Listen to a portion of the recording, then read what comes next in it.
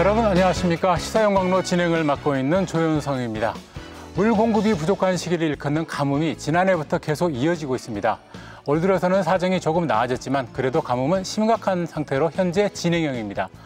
50년 만에 가뭄이라고 하는데 현재 가뭄이 어느 정도 상황이고 그 근본 해법을 찾아보는 자리 마련했습니다.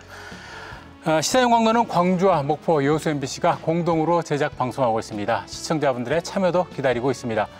실시간으로 함께 방송되는 유튜브 채널을 통해 의견이나 질문 남겨주시면 반영하도록 하겠습니다. 먼저 주제 영상부터 보시겠습니다.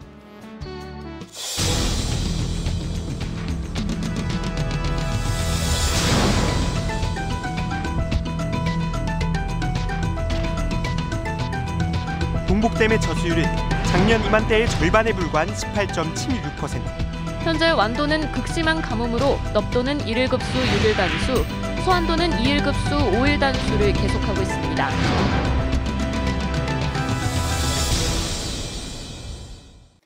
네, 광주 전남의 가뭄 일수가 기상 관측을 한 이래 가장 길다고 합니다. 우리가 100살까지 산다고 했을 때도 2번 정도 겪을 그런 가뭄인 셈입니다. 이 유례없는 가뭄을 어떻게 바라보고 대처해 나가야 하는지 이야기 나눠봅니다. 함께해 주신 네 분 소개해드리겠습니다. 먼저 서삼석 국회의원 나오셨습니다. 안녕하십니까. 김신남 전라남도 도민안전시장 함께하였습니다. 예, 안녕하십니까. 네, 박창근 가톨릭 관동대 교수 나오셨습니다. 안녕하십니까. 김준하 광주과학기술원 교수 나오셨습니다. 안녕하십니까. 네, 먼저 요 근래에 비 소식이 조금 있었죠. 현재 상황이 어떤 상황인지 그게 궁금합니다. 전라남도에서는 어떻게 파악을 하고 있습니까? 예, 최근에 지금 현재 4월까지 해가지고 올해 지금 200mm 정도의 비가 왔습니다. 그러다 보니까 가뭄이 다소 완화된 것처럼 약간 착시 효과가 있는 것처럼 보이지만 작년도에 예년에 비해서 한 500mm 정도 비가 안 와서 올해도 강우량이 근본적으로 해결을 해주지 못하고 있습니다. 특히 이제 이와 관련해서 우리 지금 현재 생활공업용수 관련된 그 주암댐이나 그다음에 평림댐 이쪽 댐에 지금 저수율이 23.6%에 불과합니다. 평년도에 55%밖에 수준이 안 되고 있거든요. 그리고 특히 이제 완도 지역, 섬 지역에 제한 급수가 지금까지 계속 되고 있습니다. 또한 중앙정부에서도 남부 지역에 있는 5개 댐에 대해서는 심각강대로 관리하고 있습니다. 따라서 현재 상태에서 볼 때 내륙 지방의 제한 급수까지는 가지 않더라도 상당히 심각한 단계에서의 가뭄이 지속되고 있다라고 말씀을 드릴 수 있겠습니다. 네, 서삼수 의원께서는 국회 기후위기 특별위원장 함께 맡고 계시네요. 네. 국회에서는 어떻게 이쪽 지역 국회의원들이시겠죠? 이쪽 상황 어떻게 지금 보고 계시는지요? 3월 달에 출범한 국회 기후위기 특별위원회에서 지금 이와 관련된 문제를 보고드릴 만한 그런 수준의 내용은 없고요. 네. 20년 전에 미국의 그 인구행동연구소라는 그 민간 기구가 대한민국을 물 부족 국가라고 이렇게 명명을 했었어요. 네. 1인당 연간 가용 수자원량이 153개국 중에서 무려 129위라고 이렇게 판단을 했는데 그럼에도 불구하고 예측 가능한 이런 그 식수 내지는 농업용수, 공업용수 부족에 대해서 어쨌든 지금 현재 처해 있는 그 위기 극복을 충분히 대응할 수 있었음에도 불구하고 누가 뭐래도 이거는 인재라는 측면에서 중앙정부 또 지방정부 저같이 정치하는 사람들한테 모든 책임이 있다. 저는 그렇게 생각을 하고 방금 실장님께서 말씀해 주셨던 것처럼 광주 시민과 전남 도민들이 먹고 마시는 식수를 공급하는 저수지 저수량이 20%대, 30%대 이하라는 것은 이 수치만 갖고도 지금 상황이 얼마나 심각하다는 것을 여실히 보여주고 있는데 그럼에도 불구하고 소비자들이나 물을 생산해내야 할 그런 위치에 있는 사람들의 그 인식은 아직 요원한 것 같다라는 것이 저는 더 큰 문제로 생각합니다. 네, 좋습니다. 조금 이따 계속 이야기 나누시기로 하고요. 일단 두 교수님들께서는 지금 상황에 대해서는 어떻게 바라보고 계시는지? 네, 환경부에서는 가뭄을 약한 가뭄, 보통 가뭄, 심각 가뭄, 극한 가뭄으로 지금 나누고 있습니다. 우리가 보통 약한 가뭄이라 하면은 강수량이 6개월 강수량이 예년의 평균 65% 정도가 오면은 이제 약한 가뭄이 됩니다. 이제 가뭄이 시작된다는 얘기죠. 그런데 수자원공사의 자료를 따르면은 지금 한 66% 정도 수준이거든요. 근데 지금 현재 환경부가 분류한 가뭄 기준에 따르면 지금 가뭄이 시작되는 시점입니다. 이제 네. 환경부 자료에 따르면은. 그런데 지금 현재 실제적으로 지금 먹는 물, 그다음에 공업용수, 그다음에 농업용수 지금 물론 작지만은 지금 충분히 하고 있는 거거든요. 물론 그 과정에서 광주시나 전남도 공무원들의 헌신적인 노력은 그게 없었으면 조금 위험했을 수도 있습니다만은 일단은 지금 광주시도 보면 제한급수도 이제 벗어났죠. 8월 말까지. 그러니까 이렇게 본다 그러면은 뭔가가 가뭄이 지금 이제 시작 단계인데 마치 극한 가뭄이 온 것처럼 이렇게 지금 행동을 하게 되면은 그 다음에는 잘못된 정책이 바로 나올 수 있다는 거죠. 네, 그래서 알겠습니다. 이런 부분에 대해서는 우리가 주의를 해야 된다고 봅니다. 우리가 조금 표현이 좀 거칩니다만 약간 호들갑을 좀 떨고 있다. 이렇게도 볼 수 있는 겁니까? 그렇게? 네. 김 교수님 이야기는? 네, 이 가뭄은 예측됐었던 거였고요. 네. 그리고 50년 만에 가뭄, 20년 만에 가뭄 다 맞는 이야기고 중요한 것은 정부와 이 지역에 있는 지자체장 그리고 이제 서삼석 의원님 같은 정치인들은 무엇을 하고 있었느냐. 네. 오늘 이제 그런 이야기를 좀 해보도록 하겠습니다. 네, 알겠습니다. 일단 큰 고비 넘겼고요. 크게 걱정은 안 해도 되는 그런 상황인데 그럼에도 경계를 늦출 수 없다라는 거에는 다 공감을 하실 것 같습니다. 특히 우리 실장님. 네. 최근에 최근까지 해가지고 강우 때문에 농업용수 쪽 부분에서는 상당 부분 보완이 돼서 모내기까지 한 데는 지장이 없을 걸로 판단이 됩니다만은 생활용수와 공업용수를 공급하는 우리 도내에 있는 4대 댐의 주요 저수율이 22.6%밖에 불과하지 않습니다. 또한 현재 저희들이 예측하기에 기상 관계자들이 예측하기에 6월에서 8월 사이에 엘니뇨가 발생을 하게 되면 강수량이 증가될 걸로 예상을 하고 있습니다. 네. 그렇지만 저희들이 최근에 작년 우리 가뭄이 수십 년 만에 처음 심각한 50년 만에 가뭄인 것처럼 최근에 기상 이변을 저희들이 기존의 과거 자료 가지고 예측할 수 있는 상황이 아닙니다. 그래서 저희들이 최근에 다소 호전됐다 하더라도 최악의 가뭄 상황을 대비해서 행정은 어차피 미래를 대비하는 거기 때문에 최악의 상황을 전제로 해서 대책을 세력해야 한다 생각을 합니다. 그래서 경계를 우리가 늦출 이유는 없다. 우리가 최근에 약간의 비 때문에 경각심을 늦추고 이렇게 해서는 안 되고 지속적인 가뭄 대책 노력을 꾸준히 추진해 나가야 한다고 생각을 합니다. 김 교수께서 생각하시는 우리가 무시해도 된다, 좀 이렇게 마음을 좀 놔도 된다 이렇게 생각하시는 이유는요? 네. 우리가 이제 제한급수를 들어간다라고 할 때는 보통 우리가 생활용수와 공업용수 두 개로 하나 나눠보겠습니다. 네.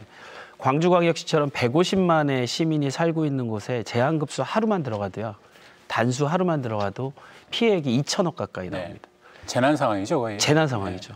예를 들어서 30층 이상의 고층 빌딩에 살고 계시는 그 펜트하우스에 계신 분은 물을 들고 가는 것마저도 힘든 상황이 될 텐데 이제 그런 상황들이 하나 있을 거고 또 하나는 이 광양 여수산단 쪽에 역시 하루만 공장에 물이 셧다운돼도 3천억 가까이가 사라집니다. 네. 그래서 정부가 이런 대책에 대해서는 가만히 있을 리는 없을 거고요.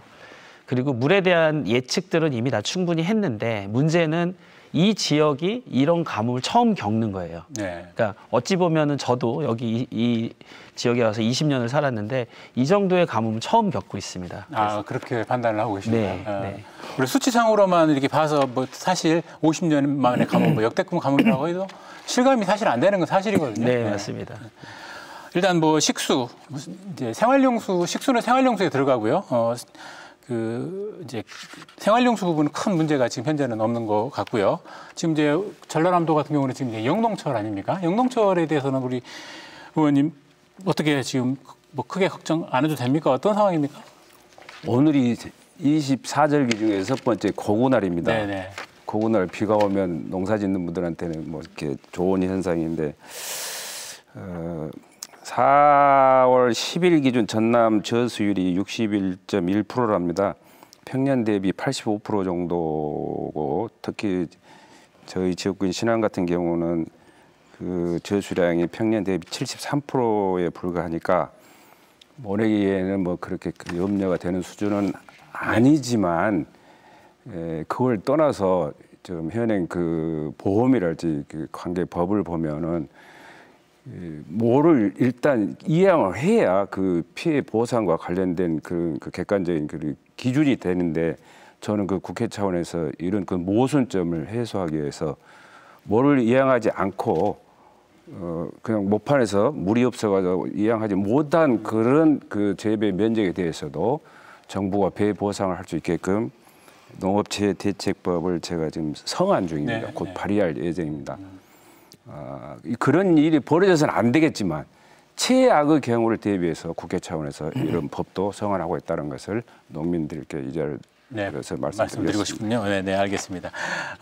이제 공업용수는 어떤가요? 지금 실장님이 지금 공업용수 공급에는 아무 지장이 없습니다. 기존에 과거에도 이제 공업용수 관련해 가지고 우리가 무강우, 그러니까 아예 가뭄이 극심해지니까 비가 아예 한 방울도 오지 않을 걸 대비해서 무강우 시에까지 대비해 가지고 공업용수 대책을 좀 고민을 한 적이 있습니다. 그래서 중앙부처 환경부나 산자부와 같이 다 논의해서 전라남도 논의해서 공업용수 관련해 가지고 만약 필요 시에는 자체적으로 공장 가동을 좀 조정을 하고요. 공장 기간을 가동 기간을 좀 조정을 하고 그다음에 이제 해수 담수화 시설도 좀 하고 그다음에 이제 섬진강에서 비상시 대비해 가지고 취수하는 문제들 그다음에 각종 댐에서 공업용수를 공급해주는 문제 특히 이제 중앙정부 차원에서 공단에 있어가지고 용수 부족으로 인해 가지고 공장이 셧다운되는 것에 대해서는 극히 그 부분은 방지하자는 굳은 의지가 있기 때문에 공업용수 부분에 대해서 나름대로 문제 없이 잘 대응해 왔다고 생각을 합니다. 얼마 전에 뭐 예방적으로 가동 중단한 사례들이 그 기사에 좀 나왔던가요? 어떻습니까? 가동 중단은 아니고요. 표현이 아니에요. 가동 중단이 아니고 가동을 하는데 원래 공장들이 그 수리 기간이 있습니다. 그러니까 예를 들어서 공장이 이제 1년 내내 가동하다 보면 특정 기간에 공장을 수리를 해야 됩니다. 그런데 그 기간을 상반기 좀 땡겨서 수리 기간을 땡겨가지고 함으로 인해 가지고 상반기에 공업용수를 전략하자 그런 차원입니다. 조금이라도 덜 쓰자. 그렇습니다. 지금 가무니까 하반기에 돼 있거나 그 후반에 있는 그 수리 기간을 상반기 앞으로 땡겨가지고 미리 하면 그 기간 때문에 공장 가동이 좀 약간 좀 가동률이 떨어지니까 그때 용수 공급이 좀 전략한다 뭐 그런 취지였습니다. 그래서 가동이 정기적인 없습니다. 네, 좋습니다. 물의 어떤 현재 지금 물 부족 상황에 대해서 이야기 나눠봤고요. 이제부터는 뭐 그 이유에 대해서 이야기를 해볼까요? 공업용수와 공업용수와 생활용수에 대한 부분을 저는 이번 가뭄을 통해서 국가적인 대책을 잘 만들었다라고 생각을 합니다. 어떤 이유에서냐면 우리가 생공용수라는 이런 말을 써요. 생활용수 먼저, 공업용수 나중이거든요. 근데 꼭 이렇게 국가적 가뭄이 오고 재난 상황이 닥쳐올 것 같으면 공업용수 먼저 채우고 나서 남는 물로 생활용수를 줍니다. 이게 환경부의 어떤 원치 않은 방향이면서도 그럴 수밖에 없는. 왜냐하면 하루 피해액이 엄청나게 크기 때문에 공업용수가 셧다운이 되는 순간 피해액이 너무 크기 때문에 공업용수를 먼저 채웁니다. 그런데 이번 대책, 이 가뭄을 통해서 국가물관리위원회나 환경부 그리고 저는 이 광주광역시장님이나 전라남 도지사님의 대책들이 시의적절하게 잘 맞았어요. 뭐냐면 여수나 광양산단 쪽은 바다가 가깝기 때문에 물을 공업용수의 이 수원을 바다에서 가져오자 이렇게 제안이 된 거고요. 그리고 광주 같은 경우나 대구 같은 경우는 아예 이 도시 안에 식수원이 없습니다. 이번 기회에 식수원을 만들자. 이게 어찌 보면 이번 가뭄 대책의 핵심이지 않을까 이런 생각이 듭니다. 소득이라고 하면은 거둘 거라면 그 정도겠네요.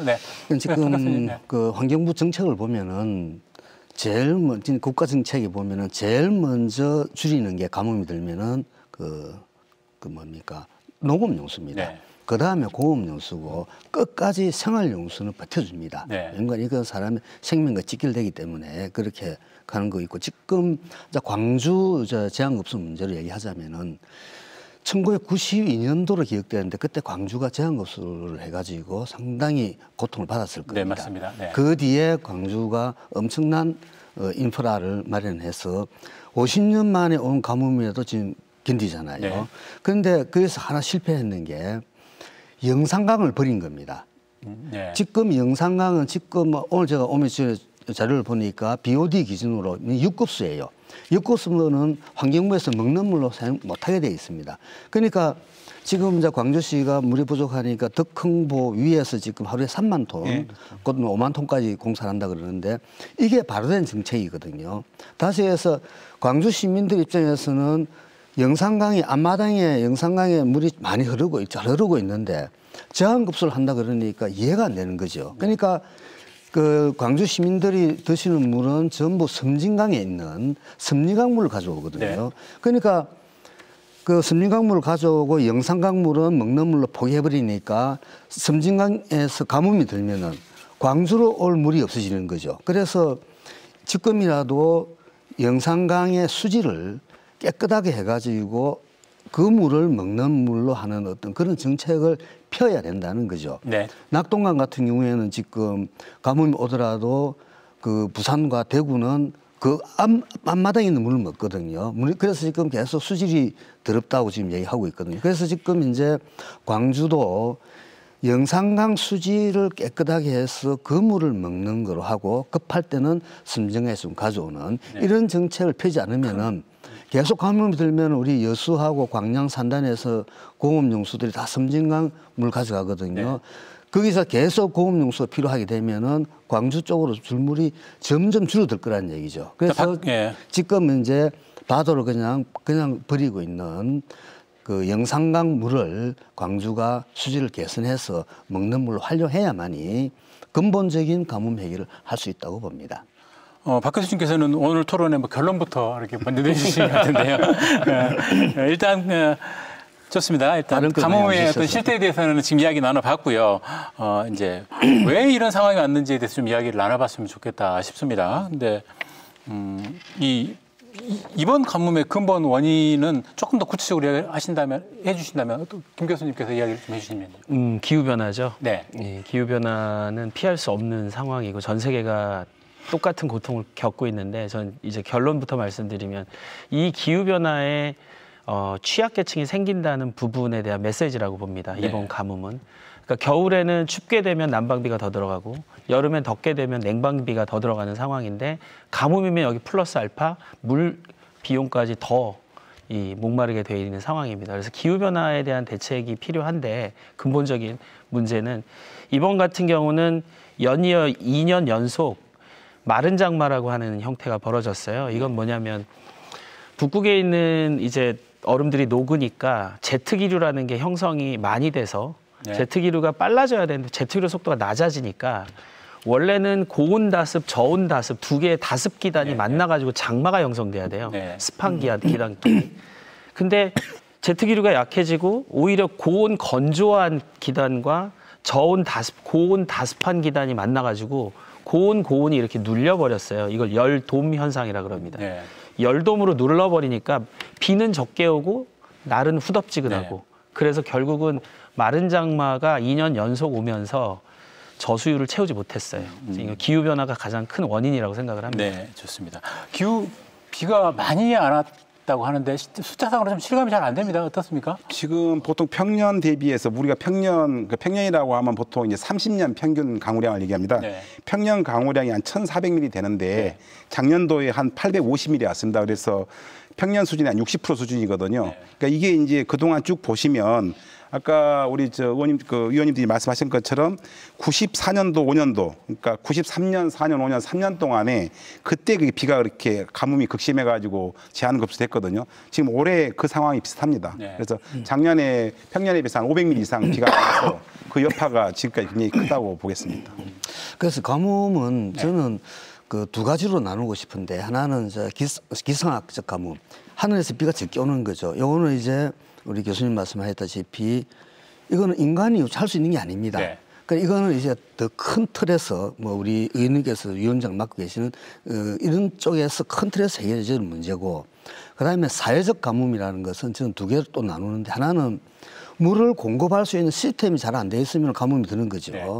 아프리카에 물이 많더라도 예를 들어서 물 공급 시스템이 없으면은 물 공급 못 하는 거죠. 그런데 우리나라는 50년 빈도에 가뭄이 들었다 하더라도 물 공급하는데 지금까지는 물론 앞으로 질지는 모르지만 지금까지는 잘 견뎌 왔거든요. 그래서 이제 이런 부분들은 이제 저는 잘 돼 있다고 봅니다. 근데 마지막 하나는 정책적 가뭄. 다시 해서 수자원 정책을 잘못 수립함으로 인해서 발생하는 가뭄. 예를 들면 농업용수가 전체 사용량이 한 60%가 되고 생활용수가 한 30%, 공업용수가 한 10% 되는데 이 60%가 되는 농업용수가 지금 우리나라는 제대로 관리가 안 되고 있습니다.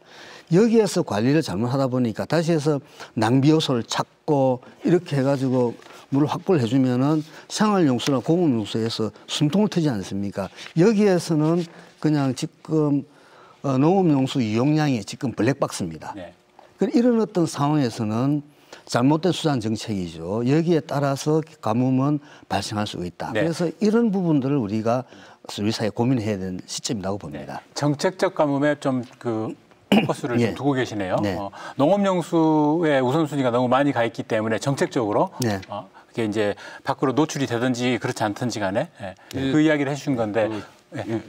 제가 들은 말씀은 교수님이 이제 말씀한 것 중에서 이제 기상학적이나 정책 가뭄 말씀하시는데 특히 그 사회적 가뭄 중에서도 이제 공급 시스템에 대해서는 나중에도 말씀을 드리겠지만 현재 예를 들어 댐간 또 수계간에 있어가지고 공급 그 시스템이 그 제대로 완벽하다고 하기는 어렵습니다. 예를 들어서 이번에 보시면 우리가 예를 들어서 우리 도내에 있는 댐이 있는데 예를 들어 저 장흥댐, 장흥댐의 경우에는 그래도 좀 유량이 좀 있거든요.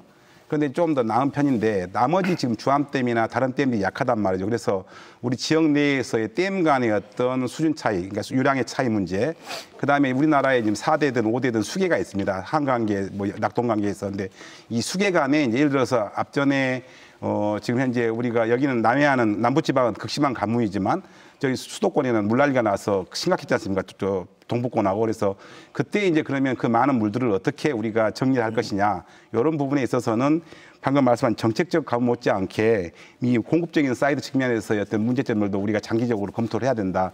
저는 그렇게 생각을 하고 있습니다. 그 부분에 대해서는 저는 반대 의견을 가지고 있는데 낙동강에 보면은 안동댐하고 이마댐이 있습니다. 요 연결수로를 뚫어놨거든요. 네. 그런데 한 900억 정도 들여서 공사를 했는데 한 10년 전에 준공이 되었습니다만 10년 동안 2번인가 3번밖에 활용 안 했습니다. 네.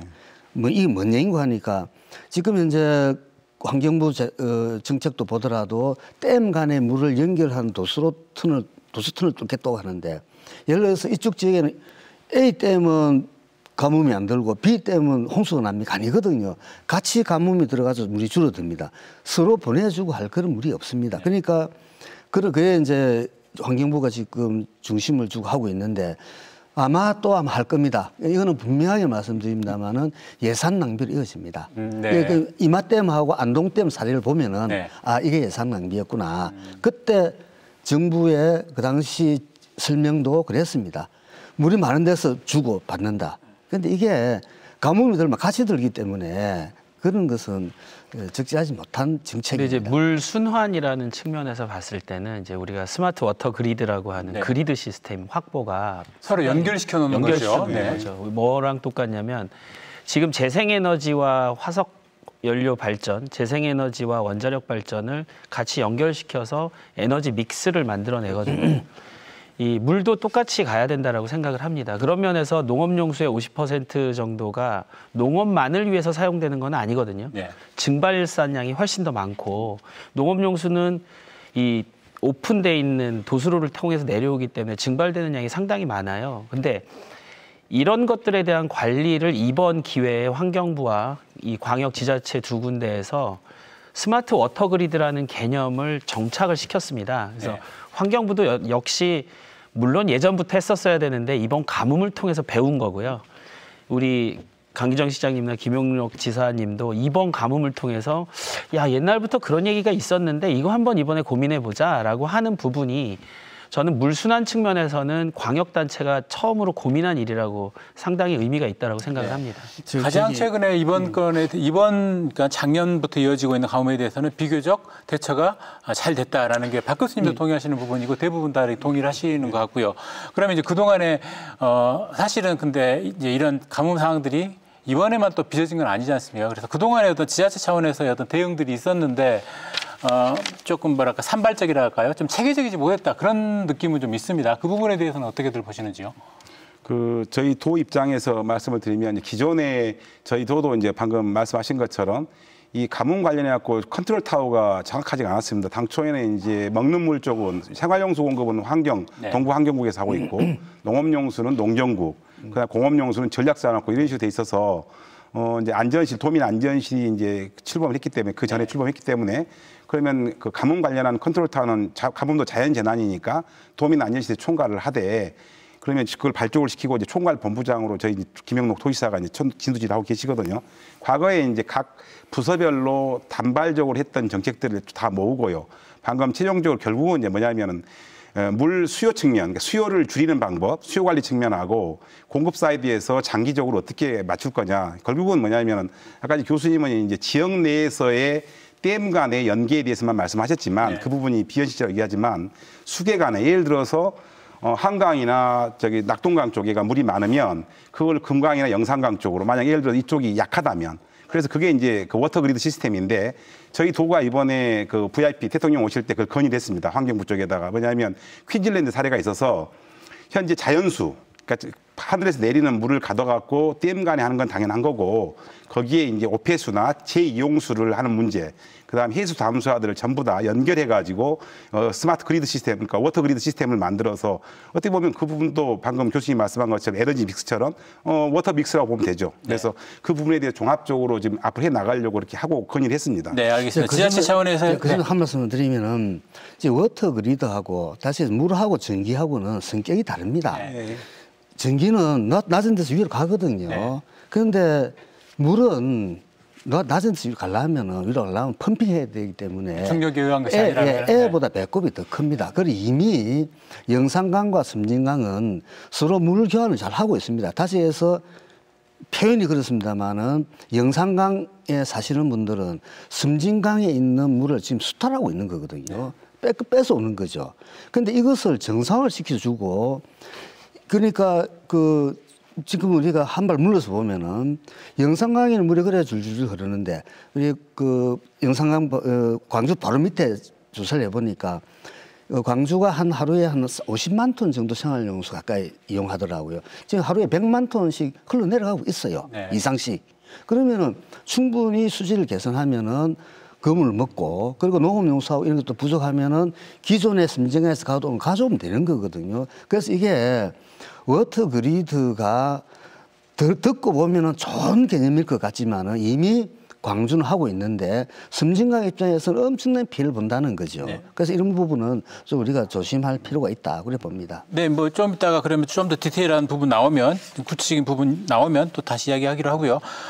중앙정부의 어떤 이런 가뭄 대책 부분에 대해서는 우리 서 의원께서는 좀 아까도 이제 그런 이야기를 했지 않습니까? 좀 준비를 미처 못했다 하는 그런 측면들은 좀 있는데 그 부분에 대해서는 어떤 이야기를 좀 하고 싶습니까? 그 말씀 드리기 전에요. 우리 세 분 패널 선생님들께서는 지금 현재는 별 이렇게 문제가 없는 것처럼 이론사고를 아주 그 좋은 말씀들 하셨는데 저는 농업용수 측면에서 보면은 농업의 역사는 대한민국 역사하고 괴를 같이 했다. 그래서 우리가 흔히 알고 있는 상식처럼 5,000년의 농업의 역사를 갖고 있음에도 불구하고 작물을 생산해내는 원천이 물이지 않습니까? 그럼에도 불구하고 지금은 잘하고 있다는 것에 대해서 저도 동의를 하지만 그럼 그동안은 뭐 했냐 하는 그런 뭐 저부터 좀 책임을 져야 할 그런 그 말씀을 좀 드리고 싶습니다. 그걸 다시 이렇게 정리를 하면은 역대 정권도 그랬고 현 정부도 마찬가지고 그 농업에 대한 그런 인식의 결여, 부족, 또 사업의 항상 그 후순위에서 오는 그런 문제다. 그래서 이런 문제를 해결할 위치에 있는 사람들의 어떤 의식의 변화를 이런 기회를 통해서 나는 그 좀 자극을 좀 줘야 된다. 그런 말씀을 드리고 싶습니다. 네, 네, 그렇습니다. 그리고 지금 그 중앙정부 차원에서는 각종 그런 뭐 제도위원회, 뭐 총리, 뭐 장관, 뭐 심지어 기상청장까지 그 책임 있는 그런 위치에서 이런 가뭄 극복을 위한 그 대책을 마련하고 또 책임 있게 노력들 하고 계시는데 사실 가뭄은 서울 시내 한복판에서 이루어지는 게 아니고 국도 서남단 농사를 짓고 있는 그런 그 농토가 많은 지역에서 일어나고 모두에 말씀드렸던 것처럼 섬 지역으로 이루어지고 있는 그런 특정 지역에서 이런 현상들이 벌어지고 있습니다. 근데 중요한 것은 이 현장에 있는 지자체의 장이나 관련 공무원들한테 이런 문제를 속도감 있게 해결할 수 있는 그런 뭐 직제사항의 어떤 편제랄지 그런 그 편제가 없으니까 당연히 고난이 없겠죠. 네. 그러니까 또 그게 또 예산도 없겠죠. 이런 모순된 점을 저는 최근에 제가 좀 읽었어요. 네. 차제 중앙정부가 갖고 있는 그런 뭐 예산권, 집행권, 뭐 정책 결정권 등을 광역자치단체나 기초자치단체한테 좀 공유하는 수준으로 좀 확산시켜주면 어쩔까 하는 그런 제안을 감히 드려봅니다. 네, 최근에 환경부로 이런 통합 일원화돼서 하고는 있죠. 근데 의원님 말씀에 적극 저는 동의를 하고요. 그 컨트롤 타워를 해야 되는 게 이제 국가물관리위원회입니다. 환경부도 실행기구요. 예, 국가물관리위원회에 이 실행을 돕게 돼 있고 농림부도 돕게 돼 있고 국토부도 돕고 심지어는 행안부도 도와야 됩니다. 네. 재난 상황에서는. 네. 근데 이제 국가물관리위원회가 힘이 없습니다. 맞아요. 제가 국가물관리위원회 2기째 하고 있는데 힘이 없는 이유는 사실 전 정부에서 20년, 30년 만에 통합물관리라는 것을 성공을 시켰지만 국가물관리위원들이 총리급 기관이라고 해놓고 실질적인 파워는 행정기구가 아닌 자문기구 형태로 돼 있기 때문에 이번 기회에 또 가뭄 문제가 국가물관리위원회를 똘똘 뭉치게 했습니다. 덕분에. 네. 그러니까 이 지자체가 결국은 광역단체 두 군데에서 한 일은 되게 많습니다. 덕분에 또 국가물관리위원회 이번 탄력을 받아서 환경부를 좀 질책도 하고 뭐 그런 일도 진행을 했었습니다. 네. 뭐 언제나 부정적인 충격만 있는 건 아니고요. 네. 세공지만이 셈이네요. 그러면 이제 어떻게 할 것인가 이제 그 고민을 좀 해야 되는데요. 유튜브 채널을 통해서 일단 시청자분들의 참여가 있어서 소개하고 가도록 하겠습니다. 한 분께서는 뉴스에서 쩍쩍 갈라진 땅 볼 때마다 마음이 아프다 이렇게 글을 주셨고요. 이제 저희가 언제 가뭄 상황을 체감하는가 여기에 대한 글을 좀 달라고 했었거든요. 두 번째는 물을 낭비하며 쓰질 않는데 자꾸 아껴 쓰라는 문자만 날아오니 답답하고 화가 납니다. 우리 박 교수님이 제일 공감하실 것 같습니다. 예. 우리가 언론의 어떤 형태도 우리가 고민해봐야 됩니다. 네. 저수율이 100% 같은 물이 꽉 차 있지만은 조금만 줄어들면은 상류 쪽에 가면은 땅이 쩍쩍 갈라집니다.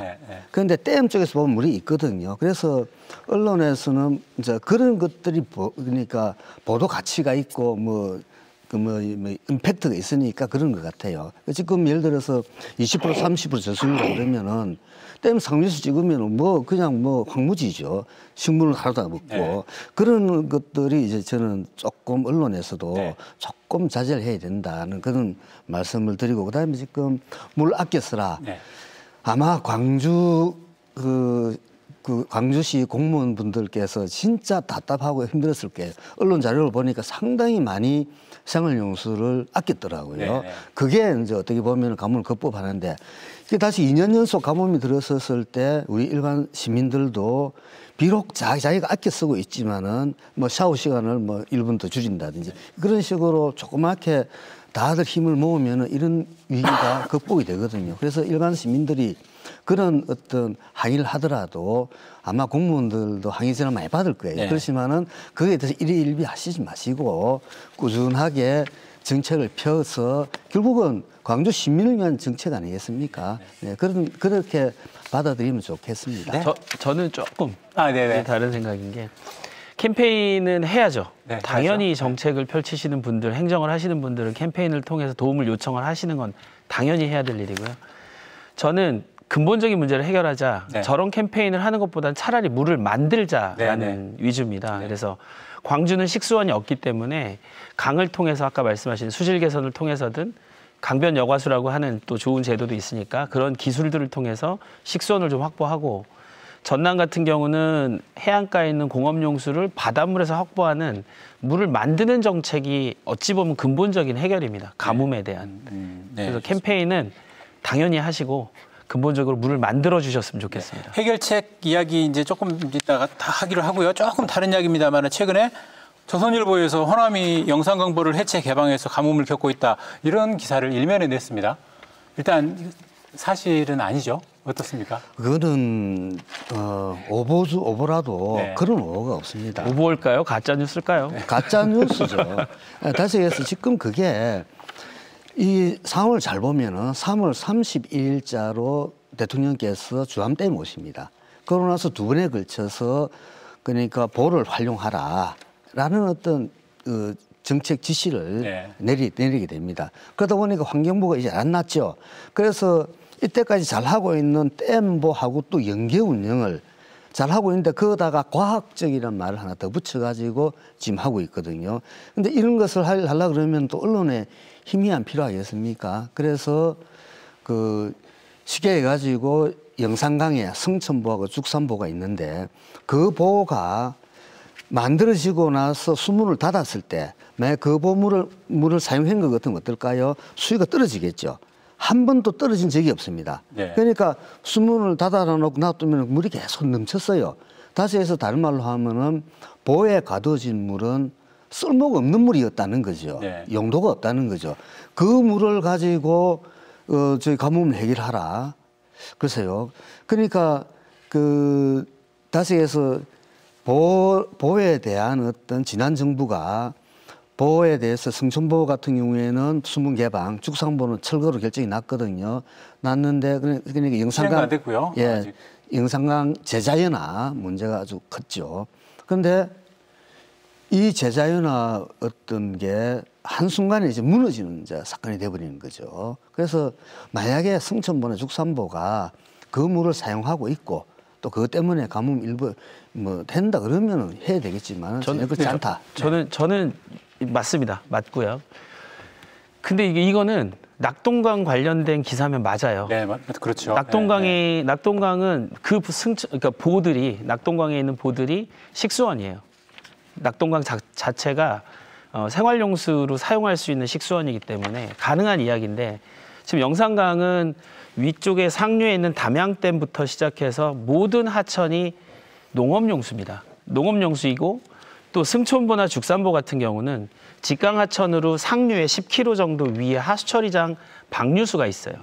거의 60만 톤이 내려오는 걸 승천보가 다 받아서 죽산보로 또 흘려내버렸는데 얘네들을 가지고 먹는 물을 만들어라? 이거는 이제 근본부터 잘못된 얘기라서 그 기자님이 낙동강 기사를 쓰려다가 잘못 쓰신 것 같아요. 영산강 잘못 썼는지는 이제 모르지만 일단 아무튼 근데 그런 기사들이 이제 뭐 인터넷을 통해서 또 확대 재생산되고 있어서 그 부분에 대해서 사실관계를 확실히 하기 위해서 제가 이야기를 했고요. 이제 시간이 별로 남지 않아서 이제 각자 네 분께서 생각하시는 이 뭐 가장 시급히 우리가 생각해야 될 부분 또는 정책적으로 마련해야 될 부분에 대해서 이야기를 했으면 좋겠습니다. 네. 뭐 여러 가지 대책들을 이렇게 말씀하셨는데 저도 전적으로 다 이렇게 공감을 하고요. 오늘 노정된 그런 대안들이 정부를 통해서 정책화를 시켜 나가기 위한 그 노력은 뭐 아무래도 제가 좀 이렇게 맡아야 될 그 부분이 같습니다. 이 물관리 기본법을 보면은 물은 공공의 자원이다. 그 효용성 가치를 높이기 위해서 노력을 해야 된다라고 이렇게 규정이 되어 있더라고요. 이 물을 우리가 여기서 토론을 통해서 그냥 물을 흘러가듯이 토론으로 그쳐갖고는 저는 절대 물 문제 해결이 안 된다고 생각합니다. 네, 그래서 저희가 불렀습니다. 지금도 물을 물 쓰듯이 하고 있어요. 물을 돈 쓰시 해도 물 문제 해결이 안 되는 그런 시점인데, 그래서 저는 제 욕심 같아서는 이 중요한 이 생명의 원천수인 물을 저는 적어도 국가가 책임 있게 관리하려면은 헌법에 저는 명시해야 된다고 생각합니다. 그 정도 가치를 저는 높여놔야 된다고 생각합니다. 그리고 아까도 말씀드렸듯이 지방자치단체가 광해 기초 말할 것 없이 이 물 문제에 대해서도 상당한 관리나 책임의 그 영역을 저는 반드시 동발해서 확대해 줘야 된다라는 말씀을 드리고 싶습니다. 정책의 순위에서 우선순위로 좀 바싹 좀 끌어올릴 필요가 있다라는 정도로 이야기합니다. 그렇죠. 헌법에 명시해 놓으면 당연히 우선순위 올라가죠. 네, 알겠습니다. 이제 구체적인 대안에 대해서 조금 이야기를 해볼까요? 아까 물을 만들자 하셨는데 어떤 것들에 대해서 조금 더 구체적으로 이야기를 해주신다면요? 저는 이제 해수 담수화 부분을 강조를 할 때 우리 이용빈 의원님, 이병훈 의원님이 광주에서 좀 도와주셨고, 그다음에 서삼석 의원님, 그다음에 신정훈 의원님이 발의를 좀 해주시겠다, 이런 좀 자료를 만들어 달라, 이런 이 백업이 있었습니다. 그런데 사실 해수 담수화를 할 수 있는 곳은 전남 지역이에요. 근데 저는 이제 광주의 가뭄 문제를 해결을 해야 되는 어떤 미션이 있었다면 전남 지역의 물을 해결을 하다 보니 광주로 물을 보낼 수 있네. 그래서 양 지자체장님이, 강기정 시장님, 김영록 지사님이 상생 방안을 만들어냅니다. 주암댐에서 동복댐으로 보내줄 테니까 오히려 여수산단의 해수담수화를 광주가 돕는 형태의 네. 정책 발의를 하자. 이런 어떤 저는 지자체의 힘이 환경부로 전달이 되고 국가물관리위원회도 많이 이걸 수용을 했습니다. 그래서 네. 이번 이야기는 반가운 이야기네요. 네, 네. 반가운 이야기고 해수담수화 그리고 광주에는 이 Y벨트라고 하지 않습니까? 황룡강과 영산강이 만나는 곳에 수자원이 많아요. 광주 안에 있는 식수원이 없기 때문에 이번 기회에 강변 여과수라고 하는 또 10만 톤 규모가 될 수만 있다면 그것도 환경부에서 좀 적극적으로 고려를 해주신다면 광주와 전남의 가뭄 문제를 이번 기회에 확보해내지 않을까, 수자원을 확보해내지 않을까 생각을 합니다. 강변 여과수라는 네. 게 좀 특이한데 조금 더 설명을 해주신다면. 물이 많은 곳에 강의 물을 바깥으로 빼내는데 강변을 이용해서 필터링을 해내는 겁니다. 네. 그렇게 해서 식수를 만들어내는 기술입니다. 아, 그것도 정화를 통해서 네, 정화를 하는 거고. 통해서. 네. 네, 알겠습니다. 하시고 싶은 이야기들이 많을 더 있을 텐데 일단 핵심적인 내용을 이야기를 해주셨고요. 제가 조금 네, 이제 박 교수님께서는 이게 지금 일단은 그 낙동강에 8개 보호가 있는데 네. 그 보호도 무형지물입니다. 네. 똑같습니다. 그것은 좀 그 낙동강에 혹시 사실 분들 오해할까 싶어서 그건 분명히 밝히고요. 그다음에 이게 기본 수질 문제거든요. 서울에도 팔당댐에서 이제 물을 먹는데 그 위에 지자체들 20만, 30만 도시들 많거든요. 하수 처리 많이 합니다. 전부 다 내보냅니다. 그럼 팔당댐에 받아가지고 또 수도권 공급하거든요. 지금 영산강에서 가장 문제가 광주시 하수 처리장이 그 수질은 나쁘지 않습니까?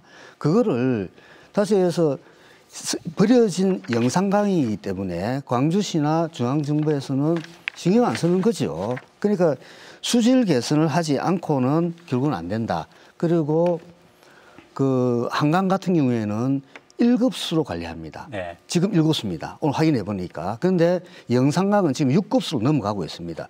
과연 이 영산강을 이런 식으로 버려두 가지고 설령 그 물을 우리가 안 먹더라도 하천 생태계라든지 이런 걸 위해서라도 수질을 개선해야 되는 게 저는 급선무다. 네, 좋습니다. 박 교수님, 그 영산강의 수질 개선, 가뭄의 어떤 가장 어떤 기본이 돼야 될 이야기를 그렇습니다. 오늘 해주신 걸로 하고요. 저희가 이야기를 하다 보니까 이제 시간이 조금 이제 마무리를 해야 될 시간이어서 실장님께는 뭐 다짐을 듣는 그런 시간으로 할까요? 우리 짧게 해주십시오. 전남도의 그 정책을 좀 간략히 소개를 드리겠습니다. 그래서 현재 지금 도서 지역은 워낙 심각하기 때문에 근본적인 대책은 저희들이 그 광역 상수도망을 공급해 주는 거라고 생각을 합니다. 섬 지역에 대해서는. 그래서 저희들이 완도 지역의 노화 보길도하고 약산 금일 지역의 광역 상수도를 해적 관련을 통해 하고자 하는 것이 가장 그 우선순위 사업을 해가지고 지금 추진하고 있고요. 공업용수 관련해서는 하수나 그다음에 폐수를 재처리하는 사업들을 꾸준하게 지금 저희들이 국가에다 건의해서 그 사업들을 반영하려고 합니다. 농업용수는 방금 서삼석 의원님께서 말씀하셨지만 영산강 3, 4단계 농업개발 사업이 27년도에 준공을 하게 돼 있어요. 근데 그걸 좀 최대한 당겨가지고 아니면 적기에 그걸 좀 추진해서 농업용수 문제를 좀 해결하자 하는 거고 장기적인 방향에서 봐서는 저희들이 말씀했지만은 수요 측면에서의 그 물 수요를 줄이는 측면도 필요하고 공급사의 측면에서는 장기적으로 봐서는 국가가 물관리 전체를 수계 간에 댐 간에 그리드를 만드는 것은 가장 중요하다고 저는 생각을 합니다. 그래서 이 부분에 대해서 저희들이 중앙에 대해서 계속 검토를 하고요. 결국 또 한 가지 사례는 지하댐, 지금 지표수가 물이 그 자연수가 있지만 이것들이 지금 증발해버리고 말기 때문에 이 지하수를 지하에 있는 물들을 어떻게 저류로 해서 만들어서 지하댐을 통해 가지고 용량을 확보할 거냐 이런 부분들을 국가가 장기적으로 검토해야 한다고 생각을 하고 있습니다. 네, 알겠습니다. 여러 가지 대안들을 좀 이야기를 해주셨고요. 이제 마무리 발언은 우리 서삼석 의원께 기회를 드리겠습니다.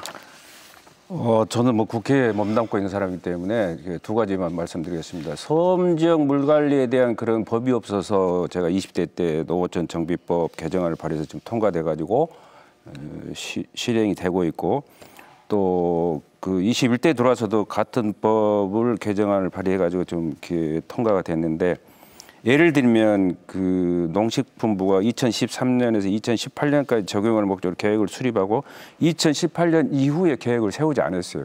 그래서 이런 것들 바로잡기 위해서 제가 법안을 발의해서 통과를 해가지고 이런 것들을 시정하게 됐다. 앞으로도 이 법적으로 미비한 부분은 제가 더 신경을 써서 물 문제를 해결하는데 노력하겠습니다. 네, 좋습니다. 여기까지 듣겠습니다. 네, 오늘 시사용광로는 여기까지입니다. 앞으로 가뭄은 우리를 좀 더 자주 찾아올 것 같습니다. 예로부터 치수는 정치의 근본이자 시작이라고 했습니다. 모쪼록 오늘 제시된 여러 대책들이 보다 적극적으로 그리고 선제적으로 정책에 반영됐으면 하는 바람을 가져봅니다. 또 기후위기 시대를 살아가는 우리 모두도 생활 속에서 살 수 있는 것들 챙겨보자는 말씀 드립니다. 시사용광로는 한 달에 한 번 방송됩니다. 저는 다음 달 5월에 다시 찾아뵙겠습니다. 여러분 고맙습니다.